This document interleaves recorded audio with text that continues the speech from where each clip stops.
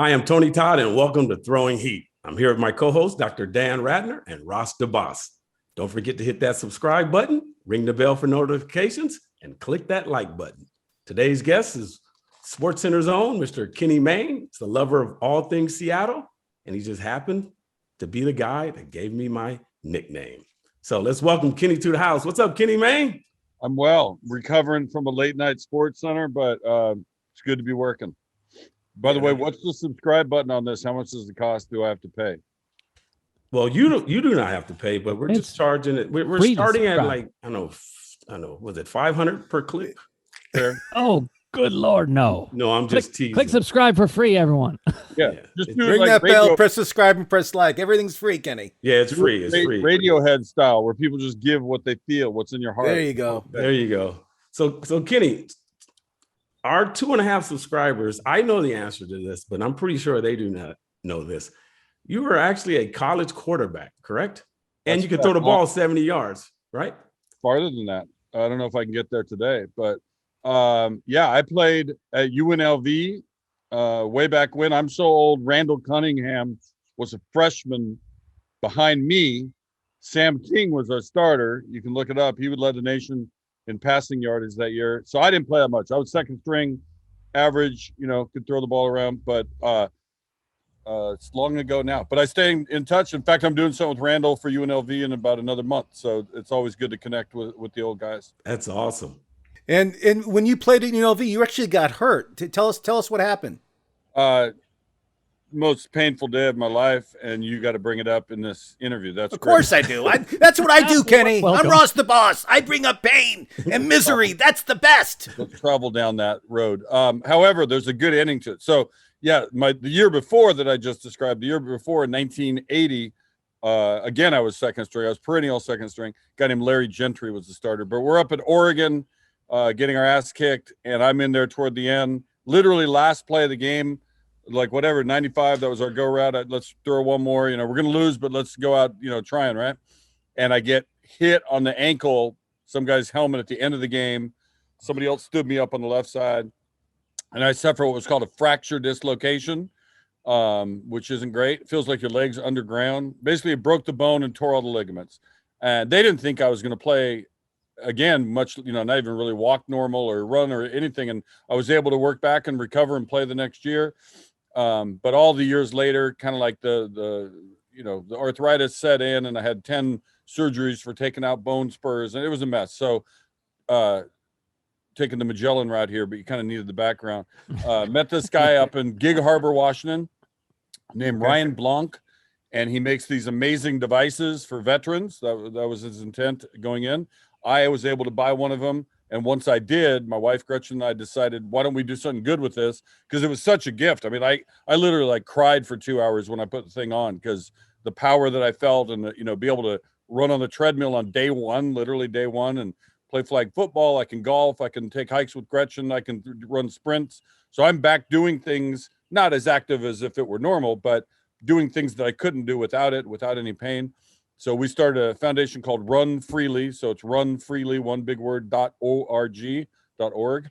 And we are raising money and putting these devices on the legs of men and women who served and getting them back into life pain-free. So it's been a real blessing. The last couple of years have been pretty cool. We're very small time. We have no building. We have no staff. It's me, Gretchen, and this girl named Mara. We just kind of put out the word, people send in money, and we try to raise enough to get to the next place where we can get another veteran walking again. Well, that sounds awesome, but if you keep it tight, you keep it right. So that's great that you just have a few people involved. Yeah, no overhead. There you go.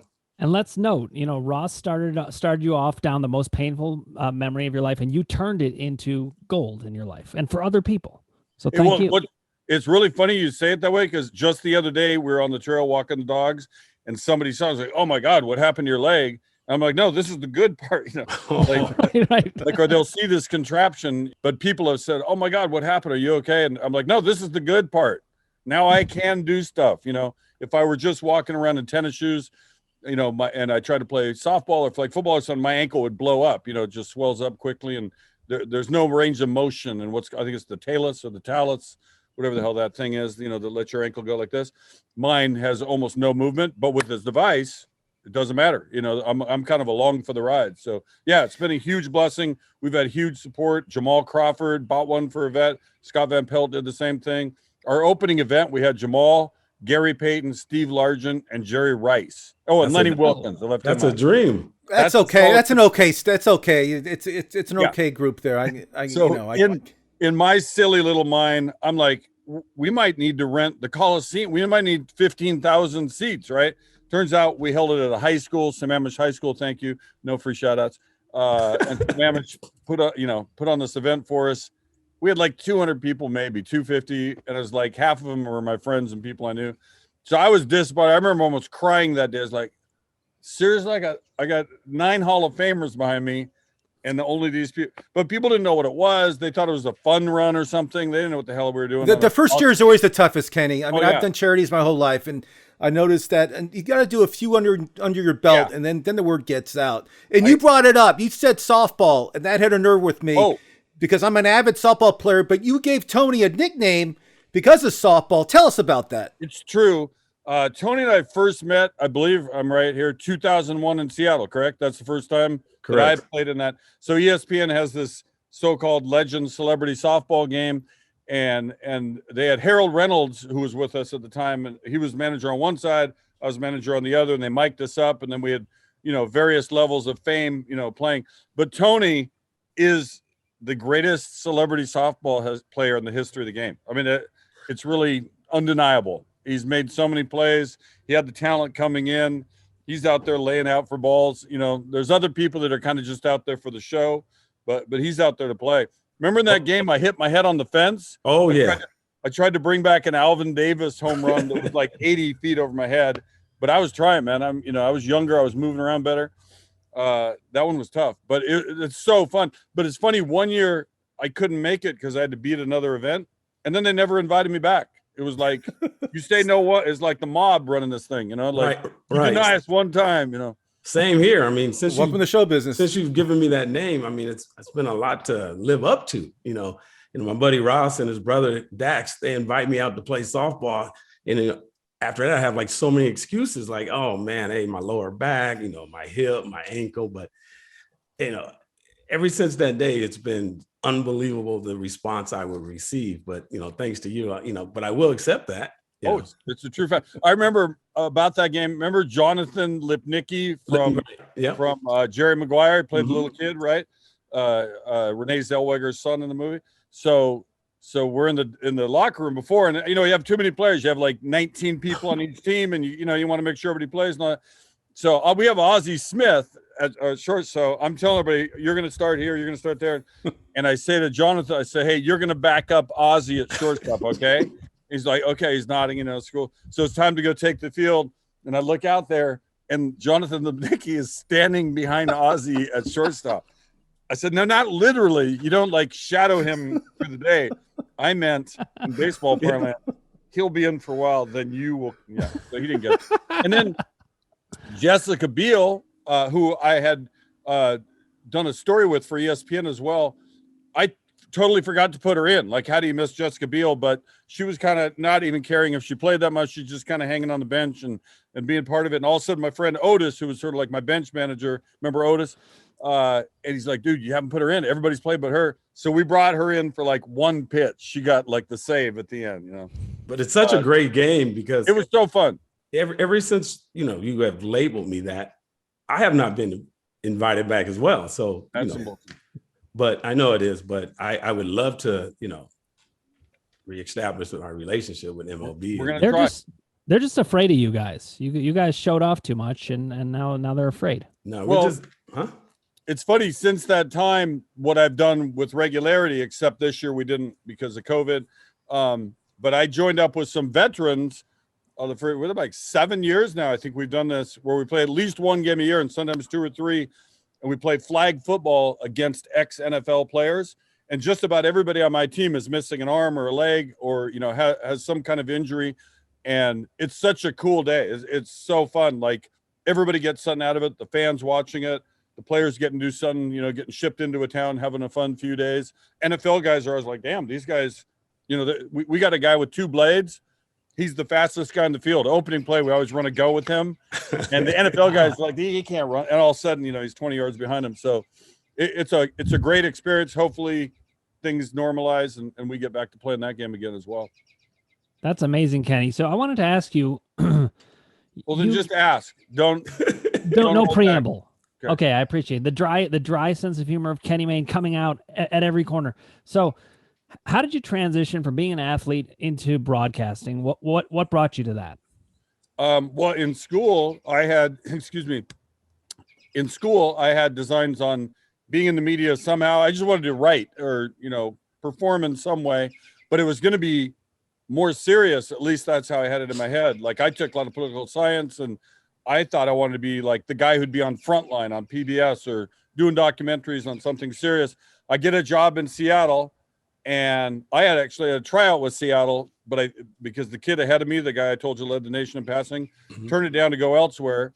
So they signed me, but I failed the physical for that ankle issue I talked about. But I got a TV job literally like 3 days later in Seattle at my opening job.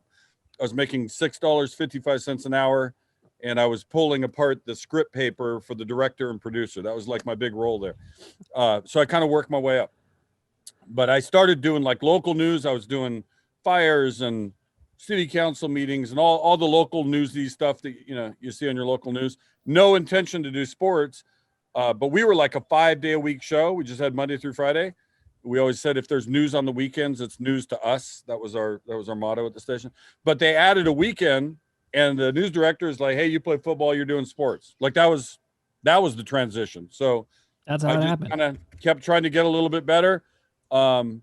It's been a while, I've been doing this a while. So the Joe Montana to John Taylor left to right post to beat the Bengals. If anybody remembers that Super Bowl, it's the one where he said, "Hey, look, John Candy's on the sideline." I sent that tape to ESPN. Okay. They said, "Hey, send us another." Went through a few years of freelancing. I mean, they didn't hire me right away. And then I went in for my final interview because they didn't think I was enough of a sports nerd, which I probably still am not. Vince Story was the guy who hired me. I said, "Vince, I still don't know who the fifth pitcher on the Cubs is, and I really don't give a damn. But if you tell me to do a story on the son of a bitch, it'll be your best story." And he's like, "That's a pretty good answer." And that's how I got hired. So basically, you actually paid your dues. Oh, for sure. And I used to bug the hell out of them when I was freelancing in Seattle. I worked 3 different jobs. After I quit the TV job, it's a long story, too long for this episode. I assembled garbage cans. I sold prepaid legal insurance. I sold long distance for MCI. So I was doing all those things while freelancing, trying to get back to ESPN, which a lot of people thought I'd snapped. Like, yeah, dude, you're selling prepaid legal insurance, not getting picked up by ESPN anytime soon. But I kind of persevered. So ESPN would say, "Hey, go interview Griffey. He just hit 2 homers last night. They want it for baseball tonight, the next day or whatever," right?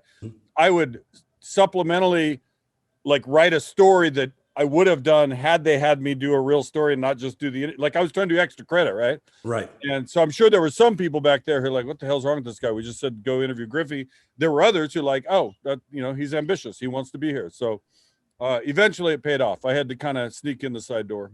So Kenny, you showed up to Bristol and you've been there 27 years. What was anybody that you were excited to meet that you saw on TV on ESPN that kind of like made you have the sense of be funny? You notice that you can be funny and be yourself, and you don't have to be like a statue doing sports. Was there anybody that you kind of idolized that you got to meet like the first or second day? No. Nobody. Thank you. Thanks for that question. Nobody. I don't know. I mean, I liked what they did. There are all sorts of them. And Dan Patrick was there doing his thing. Bill Patrick. Remember Bill Patrick? Sure. There's Berman. There was Bob Lee and Tom Mees. Rest in peace.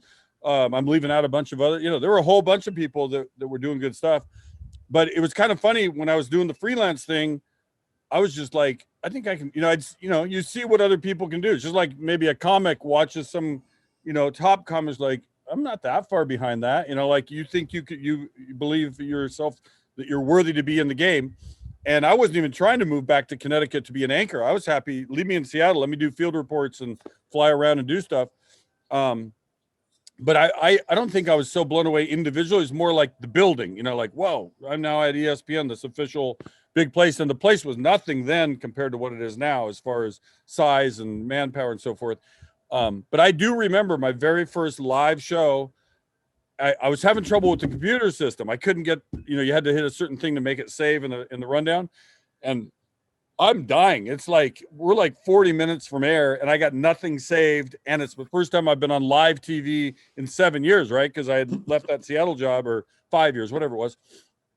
There was a little flash in my head, like, if you just run the fuck away from the building right now, no one will ever know you were here. You won't have failed, right? Just get out, find safety. And I contemplated that for like, that's not a terrible plan. Like, they'll never know I suck, but like, screw it. I'm going to dig in. This girl, Julie Mariosh, my friend, was my producer. And when I say girl, I mean woman. I call guys, and girls. So don't, she's like, are you okay? She kind of put her hand on my, like, I don't know how to save it, like I was clearly nervous, right? Yeah. And so I got through it. And, obviously you're better later than you were at the beginning. Your day 2 is better than your day 1. But yeah, day 1, I was like, God dang, do I even know what I'm doing here? And that was only ESPN2, that little, remember the show called Sports Night on ESPN2? Of course. Not the Sports Night on ABC, but right. So it was Keith Olbermann, Susie Kolber, and then underneath was Stuart Scott, Bill Pito, and Deb Kaufman to do like little updates. Well, Keith goes crazy and goes back to Dan on 1, right? He leaves back to 1, ESPN regular, I call it. And they needed one more person because Stuart moved up. So basically I have Keith and Stuart to thank, because when those things happen, they needed one more guy. And they finally like, screw it. This guy that, calls us 80 times a week, we'll save money hiring the bastard, instead of running up our 800 number. So like they say, it's always greater later. Now, this question is from one of your biggest fans, Quentin Leapak. He would like to know your best career advice for working in sports media based on decades of experience. I think I've told it in a way. I think you want to find that fine line between being aggressive and zealous and ambitious and being the nerdy, weird guy that won't leave them alone. You got to find that fine line, and it's hard to find it. I'm sure I crossed it, a few times. I would have certain bosses that wouldn't take my call. I'd try. All right, screw him. I'm going to call this boss instead. You just keep trying a different way. I don't know how big the audience is. I don't want everybody to repeat this because this is a gold for you. I'm giving you. I say when you're really going after something, and it doesn't even matter what it is, whatever your ambition is, do something different. Like send an overnight mail. Spend the $22. Make some. Overnight mail. I better open this up. This looks important, right? Everybody does that, right? Whereas you can get an email lost. Essentially the lesson there is do something to stand out from the others, right? Do something that makes you unique. When I finally got hired at ESPN, it wasn't long before, like 2 months before, I sent a letter to this guy named John Walsh, who was then like one of the top guys. And I said, please check the appropriate box. I'm trying to sort out my career. The first one said, stand by the mailbox, contracts on the way. Second one said, keep up the freelance work. Third one said, we'll hire you by the time ESPN 5 hits the air. Wow. And they literally checked the middle box. He wrote a note, hey, keep up the good work. Love what you're doing. Mails it back. I literally got hired like 2 months later. Now, were the two necessarily connected? I don't know. They never really explained, but those things did happen in that order. And I think at the time I had freelanced for so long, I was really getting frustrated. I was like, am I doing this the rest of my life? Am I selling long distance for MCI and occasionally interviewing Ken Griffey or Gary Payton? Like, I think I can do this on a full-time basis. I think I've proved myself to this point. And you guys aren't seeing it. So I just kind of wanted to wake them up. Like, guys, come on, what are we doing here? And you're absolutely right, because I would actually do the same thing when I used to audition for commercials. Everyone would say the exact same thing. Hi, select your name. I'm blah, blah, blah, blah, blah. And when they got to me, right? Hey, what's your name? Hi, I'm Tony Totstein, right? So I would pretend like I was Jewish. And then next thing you know, I have a callback because obviously I'm not Jewish. And you're not Jewish? They would at least bring me back. So that's awesome. I thank you for that note. Kenny, you have a great sense of humor. I mean, I watch videos. I've seen you on TV many times, as you know. Has your sense of humor ever got you in trouble with your producers or with the network? Has there ever been like an instance where you were called into the office of your boss because you were trying to be too funny? Probably, yeah. I'd say somebody had a thing on Twitter a couple weeks back, and it said, say what you are or what you do without saying, that one of those little Twitter things. And I was going to say, I now do professionally, for my livelihood, what I used to do in 5th grade that got me sent out in the hall, right? Like Mark Stansfer and I spent most of 5th grade in the hall of Mr. Bell's class. And basically that's what we do, right? I mean, you got to be correct with the names and the scores and so forth. Otherwise you're like, what's the most absurd thing I can say right now that people at home aren't expecting, or people in the room? You're barely even thinking about the people at home. You're more like thinking of the person next to you, the camera people, the producers in your ear, the teleprompter guy or girl, and the researcher. And you're kind of playing, just to the 20 people at 1 a.m. behind you or near you. But for me, go ahead. Yeah, I did get reprimanded over and again, particularly early in my ESPN time. The accusation was that I'm not serious enough about it, and you're out there clowning around too much at the expense of the real sports facts. And so I would, nod like, I'm so sorry. I will do better, I'll never go back to doing what I do. But right now, Kenny, I had the opportunity to play your Topps 52 card baseball. Hey, he wanted to ask a question. That's right. Happened? That's right.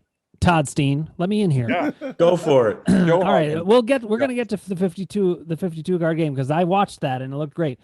But I just first wanted to observe that at ESPN, the fact that you guys could kind of be yourselves and be hilarious, that's why I watched the show. I mean, I was a huge sports fan, but it was you guys being you. Like when you say, and even with derogatory credit, I don't know where you came up with that line, but like that line cracked, the line, right? Even with derogatory credit, you can own a brand new car. It was just from commercial. Like sometimes you see things in real life, and like there was a silent movie on the old Turner Classic Movies one day, and the underneath they had what they were saying, the caption. And the guy said something like, I am Golthar the Terrible. What have I to fear from Rome? And in my head, it's like, what a great home run call, right? I am Golthar the Terrible. Just like scream it out. It's amazing. And sometimes just stuff happens, a homer last night, I said, it'll just go away. It'll just disappear. I love your catchphrases. I'm happy you told us your secret, how you'd come up with them, because you have some really great catchphrases that are just one of my favorite. It's hard to do because it takes so much out of you. My late dear friend from way back, met him in junior college, Warren Thomas. You guys might even know of him. Very good stand-up comic. Comedian. Yeah, I know Warren. He used to work on, he was a producer, writer, and he was a stand-up comedian. He's done HBO specials. I knew Warren really well. I remember when he passed away too. Yeah. We were very we played football together. He was in, my life a good deal, but he had this really funny bit about when you get your student loan, even if it's like one of those smaller ones, like, I am king of the dorms. Let there be Cheetos for all my men, And so that was adapted to, I am king of the diamond. Let there be a clubhouse feast. Bring me the finest meats and cheeses and all that. And then we were at this dinner one night with all the international ESPN people. And I met this one guy from our one of our Hispanic channels, Deportes. I forget, now I'm spacing on his name. It doesn't matter right now. And I said, hey, how do you say home run in Spanish? Is it quadrangular? Do I have that? Because I took a little Spanish. I kind of pride myself in having a little bit. And he says, no, it's home run. So more often than not, when a gentleman with a Latino name, I go home run, or la pelota no está aquí. And it's not meant, hopefully everybody takes stuff like that, right? It's meant with adoration, like Tony Collins, my good friend at work. She's my Spanish editor. Like, hey, do I say it this way? Like I'll text her really fast. So it's always meant, with love, and trying to almost like give some folks a little notice that are sometimes overlooked, right? Like Tony, in baseball, when we've made the whole thing English, look at the diversity of who's really on the field. Like we ought to be celebrating all that. So hopefully people take it that way. Now, I want to highlight one other thing about your humor. You wrote a book called An Incomplete and Inaccurate History of Sports, which when I hear that, I want to read it right away. But I want to read one line that you wrote because it totally cracked me up last night. Readers who just want words and don't care what the subject matter is can keep reading. Brilliant. You remember writing this? Yeah, I think it did. I mean, there's a whole line on it, but like, well, it's funny. I don't think that book sucked as bad as sales would indicate. Like it was always meant, the title, I mean, if you get the title, you get the title. It was all kind of, and we didn't even say sports. It was like sport, like something made that sound, I don't know. like more stately or something. But yeah, I think if I had it to do again, I would have had a stronger direction and stuck to it. I think I was kind of making it up as I went. And then one day I hated what I did, and I literally threw it all away and rewrote the whole thing in like 2.5 days because it just like poured out. So some of it was maybe too silly and not, some people wouldn't quite get where we're going. Others of it, I don't know. I'll stand by it. I guess I'm a very silly man because it spoke to me. I'm going to pick it up right away. I'm glad for that. Yeah, I don't know that they give you a certain amount to write it, depending on who your publisher is. And then you're supposed to sell each unit goes against, you know what I'm saying? Like pretending, I'm sure you know, but for those who don't, pretend they gave you $10 and every time you sold one that's, 25 cents, just call it that. You have to sell that many 25-cent pieces to get, right? Then you get something above if you exceed. We didn't make it. That's right. But you never stop trying. So, it's like my Uncle Gordy used to tell this joke about the Acme dog food company, and it probably won't be very funny here, but one of my favorite jokes ever. And they're having the convention and the president's up there and we have the greatest sales force. We have the greatest marketing. We have the greatest manufacturing. He's lauding, all these successes, the company's charts, everything. He says, but sales are down at Acme Dog Food 25%. Why is this? And the guy in the back raises his hand and says, it's those fucking dogs. That's my joke now. Thank you for that. So, Kenny, how did your Topps 52 card baseball game come to fruition? Well, a different Uncle Gordy's brother, but it's a nice package too. They did a nice packaging job. So when I was a little kid, I played when we weren't playing wiffle ball or pickle or one-on-one football. We weren't doing something outside.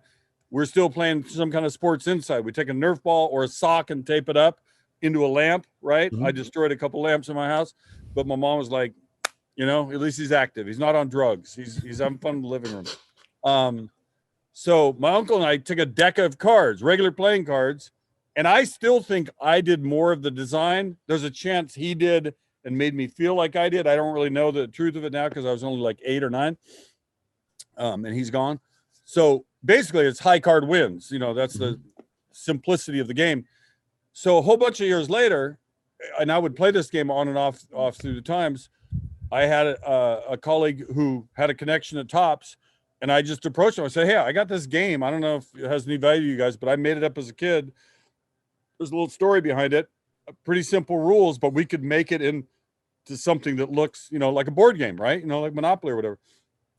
And strangely, they were like right away, like, oh, that's a great idea. Let's do it. We thought about that before. They had some other game that didn't work out. And it hasn't been like a roaring, take over the country success, but we sold quite a few. And the people who have played it have been like, this is pretty cool. It's a fun little thing to do at the kitchen table, Right. No, I turned I turned Dr. Dan onto it last night and he wrote me back. He's like, man, Tony, I love this game. Yeah. It really is fun. I've been playing it ever since and I lost my job, but well, for those who want to look at it, go to Topps, Topps, Topps.com. And scroll down, you'll see the game and click on it. And there it is. It looks like that. Nice packaging. It's a fun, no electronics. Not that I'm against all electronics, but I think we all get caught up on electronics too much. It kind of takes you back to like my era, 1960s growing up. We had one phone in the house, one TV. We had a newspaper. Johnny Carson was on TV, Walter Cronkite. It was those days.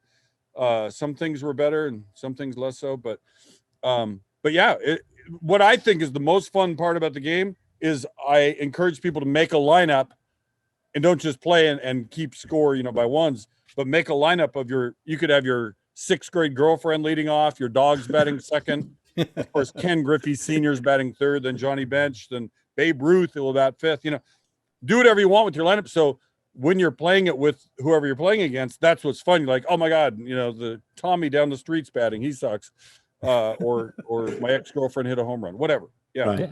All-time favorite baseball player, Kenny.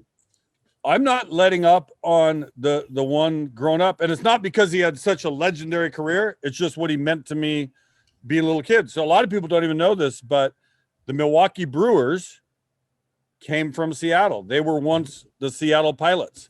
So Seattle got a team in 1969. I was 9 years old, and they were called the Seattle Pilots. Tommy Harper was the American League leader in stolen bases, 73 that year. I remember playing Little League Baseball with his card in my pocket, like that was going to bring me, good luck or something. And I got to meet him years later and told him the story. So, yeah, I think you hold on. I mean, obviously, there've been Henry Aaron, Willie Mays. I'd kind of go back to, the ones growing up more than great players of today's era, or even, Ken Griffey or whoever through the years. I grew up a big Reds fan because after we lost the Pilots, they only lasted 1 year. We had no team until the Mariners came like 7 years later. So little kid, bandwagon, let's jump on the good team, big red machine. Right. Love to hear that. I'm a Reds fan also. Huge Reds fan, actually. Joe Morgan, Bobby Tolan, Dave Concepcion at short. I can name the whole lineup very Can't quickly. forget my man Joe Morgan. If you want Johnny Bench. Joe Morgan Morgan. against Ross the Boss. Cesar Geronimo batted 8th, and he batted over 300 one year. It's Cesar unbelievable. Geronimo. Unbelievable. Who I really loved was Wayne Simpson, but I think he hurt his arm, right? Wayne Simpson, yeah, absolutely, yes. And Armbrister just died like a few weeks ago too, which is sad. Who had the big controversy with the bunt. Yeah, you're from Cincinnati? I was born there, raised in Los Angeles, but I have a lot of family there. I spent many summers there, going to Riverfront Stadium, watching the Big Red Machine crush the Dodgers, crush every team in the National League, being probably the best team ever put together. They were ridiculous. In history. They scored so many runs and had good pitching, but across the river, the Northern Kentucky Airport, which is the Cincinnati Airport, right in Newport, right near Newport, Kentucky, right. There's the racetrack called Turfway Park, and so when we were doing a show at ESPN called Wider World of Sports, we adapted the old show and added an R to Wider World, and one of the events we went to was at Turfway Park, and it was the World Cornhole Championships. And I remember driving in, the producer Matt and I were like, God dang, we used to cover the NFL. Now we're at the World Cornhole Championships. What's going on? But once you get in there, you're blown away. The talent levels. I mean, I watch it on your network. You guys have this stuff. I know, but that came afterward. At the time, I was like, hey, we should do like cornhole competition and do it almost like best in show, like have the commentary be really crazy, yet give them credit for how amazing, right? And they turned down my idea. Then like 7 years later, here we are actually doing it, but they're doing it like a real thing. Yeah. And talking about bad shows on ESPN, last year during the whole COVID thing, you guys were airing horse competitions like an NBA player versus a WBA player. So you guys were down to that. Basically, Chris Paul was playing like Sue Bird. Sure. And all of a sudden, it appeared, the Michael Jordan documentary. You saved me during COVID. And your commercial, people called me to ask me if that was a real life thing. If that really happened 22 years ago. And can you explain to the audience the whole behind the scenes about that commercial and how it came in? Basically, I saved the network is kind of what you're trying to say. Yeah, I'm trying to say that. Yes. Well, they came and so this Last Dance, which most all sports fans have seen by now, was planned. They were going to really hype things up. They're going to have the NBA playoffs championship series going and throw this at you on the off nights, right? We would just like own, but because of the crisis, there was a lack of other things. They're like, God, let's roll this out early. We got a captive audience. Most people are staying home at this point, and so it made sense to run it when they ran it. But they wanted to do some unique promotions for it. I didn't come up with the concept. I came up with some of the words of, how we did it. But they're like, we want to play it like you had somehow forecast this was all going to go down. So they used essentially what they called deep fake technology, which is kind of a scary thing when you really think about it. Because have you seen the ones with Tom Cruise recently? Yes. That's actually not even really Tom Cruise. It's not. It's somebody else. It's all done by like high tech. Yeah. The guy who does it does the mannerisms. He's great at it. Yeah. But you're 100% right. It's unbelievable. Nuts. I mean, I think it's Terry Crews. No, it's unbelievable. People might be able to, trick others into believing, right? I mean, we're pretty damn susceptible to a lot of that right now, disinformation in a whole nother we could really go into that if we want, if we all just want to get fired right now, but we'll keep it to that. So I was doing it in a benevolent way, right? I was like, no, this is all funny and silly. We're going to pretend that back then, when I looked younger, because that's a long time ago. So it's funny seeing sometimes people will play old highlight clips, and I'll be out there with Stewart, or it could be anybody, Rich Eisen. And it's just funny, man. We lived through that era, that Michael Jordan coming back. I remember doing a story when he left and went to baseball and then came back. And I was a Sonic fan because I grew up, like Tony said at the top, I grew up in the Seattle area. We could have beat them that year. If Nate McMillan had not been hurt, that was going to be a much better series. And as it was, we lost 4-2. And that's part of the show too, right? Like where Michael's like Gary Payton, really, but he can't deny Gary Payton's one of the greatest defenders of all time in the NBA. Like, to be dismissive of that notion, I thought was a little weird. But going back to how we made it, I made some of it at ESPN, but after we shot the initial, we shot for 2 hours or whatever it was, they needed some pickups, and I wasn't allowed to go back into the building because it was deemed unnecessary personnel going in. Only those who really had to do a show were allowed in on campus, right? So we did a bunch of it. You can't see it from this camera angle, but right there in my living room, my daughter was here.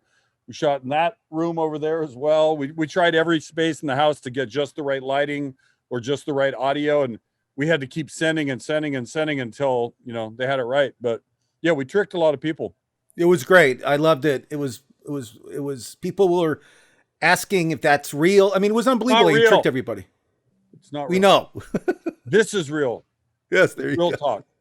So Kenny, your passion for horse racing, where did that begin? That goes back to Uncle Gordy. So we've had Uncle Bud on the card baseball, Uncle Gordy for the Acme dog food joke, which it's a pretty good joke. It really is. I think the first time I ever went was with my mom, just once. And then I would go with my uncle. He was an attorney by trade. For some reason, he ended up owning a laundromat in Kent, Washington, where I grew up. And sometimes I would work there. Me and my friends, we'd clean the dryers, and we'd go there like on a Saturday morning, mop the floors, clean the dryers, put new pop in the pop machine. And now it's like, 10:40. All right, let's go have breakfast at the Coachman next door and study the racing form. Then you drive down the West Valley Highway with Uncle Gordy and you're at the racetrack. And I think it's not just the gambling. I mean, obviously everybody who plays horses or anything, you'd rather win than lose, but there really is something just, like somebody who loves baseball, you go early, right? You're watching BP and you might go down and yell to a player, and you stay afterward and watch the interview with the heads, right? You're there for the whole experience. And those of us who kind of grew up in horse racing to some degree, it's the same thing. Like, I loved the build up to it. I like that half hour between races. Gives you time to process what happened, get ready for the next one. The whole pageantry of it. They're coming onto the track, the bugle plays. And so I just kind of was into it from a young age. And we had a really cool old track called Long Acres. Mm-hmm. It was built around the same time as Santa Anita during the Depression. I think it was like a work project, or at least sure plays that way now. You got poplar trees all over and Mount Rainier's in the distance. And, it was a beautiful setting. We now have Emerald Downs up there because they sold Long Acres to Boeing, and Boeing wiped it out. We lose a lot of things. We lose stadiums and teams, pilots, Sonics. Sonics one kills me though. That's they got to come back. Hard to let go. I'd love to. The NBA is expanding. They did announce they're going to expand at least one or two teams. Well, I know it's between Seattle and Las Vegas, so we'll see what happens. I think Seattle's a lock for the next one because everybody in the league talks about it. Like, you talk to ex-players, coaches, broadcasters, they're like, God, why aren't we in Seattle? Like, it made no sense. So the problem with it was Starbucks guy sold the team to people who don't live in Seattle. Okay. Right. There's a problem right there because they might now take their team where they really live. So I don't even really give Clay Bennett, the Oklahoma folks, all that much. They bought something. Now that they own it, they own it. They wanted a new gym. The money wasn't going to be raised. The city let them buy themselves out of the deal, and away they went, But as I watched it from a distance, I'm thinking there's no way that's going to happen. They're not going to – Sonics aren't leaving. What do you – like, somebody will jump in at the last minute. They'll be, and it just never happened. So that's 2008. That's a long time ago. Yeah, and I'm a big Seattle fan just as a place. It's a great place, but I'm also a Cleveland fan, so I know what it's like. I mean, the Browns leaving. Even when they came back, it hasn't felt the same until maybe this year for the first time. So I really know what that's like.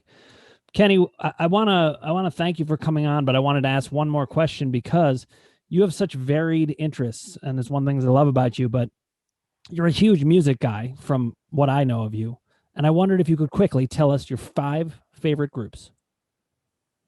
I was gonna do 5 favorite albums. Well, let's do that. Okay, Music of My Mind, Talking Book, Inner Visions, Fulfilling This First Finale, and Songs in the Key of Life. So they're all from one guy. And you know what's really cool about Mike? When people, I thought you might ask, because you guys really went another direction, didn't go cliche, but your favorite experiences, you know, like through the times. I'd say sports-wise, it was being at Dale Earnhardt's Daytona 500 win. That was, you know, I wasn't even a car guy growing up, but being there for that was what it meant, especially after his death. But getting to work with Stevie Wonder, number one. Yeah. So the All-Star softball game was going to be in Detroit. The same year the Super Bowl was there, right? And I was like, hey, Stevie Wonder's playing a concert in Philadelphia tomorrow. I'm talking to the producer. Can I go down and try to get him? Because he's from Saginaw, Michigan. Like, well, I'll just make a tie-in. It'll make sense. And he's like, go for it. This is back when they used to spend money that way, right? So I go down to Philadelphia with absolutely no plan, no credential, no shot at getting him. But my producer, Tim Scanlon, you remember Tim? He's the guy that ran the whole thing. He's like, yeah, go for it. Let's see what happens. So I get there, and there's some tent. It was the Live 8, not Live Aid, but Live 8. They were trying to get the G8 nations to relieve some African debt. That was kind of like the whole point of this concert thing. There was one in Europe and one in America, a couple few in America, I think. So I'm in Philadelphia, huge stars up and down. You know, the whole show's packed. Stevie Wonder is going to be the last guy out. And I get this little flimsy media pass that allowed me like kind of near the tent area, but not really in the gates, and not at the concert, but at a viewing center like 9 blocks away. I'm like, that ain't going to get me Stevie Wonder. So I just kind of kept on staying in the game. I run into like this Teamster guys. He knew me from Sportscenter. It's like, oh man, here. He gives you an extra. Now I'm behind the gates. Sooner than that, or a little after that, I'm backstage talking to Sarah McLachlan. Like, I mean, I just literally kept on moving closer and closer to the game. So now I got a prayer to get Stevie Wonder. I run up to his guy. I think it was his brother, Milton Hardaway. I tell him the whole deal. I need Stevie for like 1 minute. It's just one joke, one line, softball, ESPN, blah, blah, blah.